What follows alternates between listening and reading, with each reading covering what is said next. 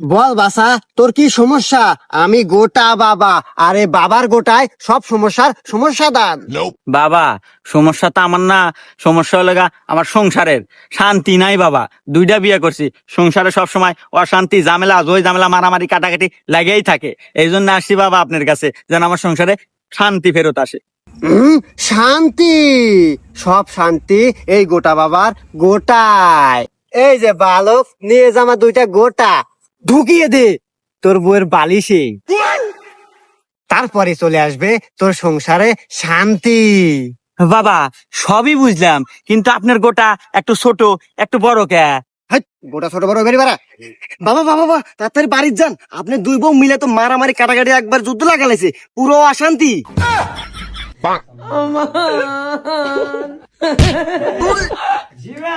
তাড়াতাড়ি নয়।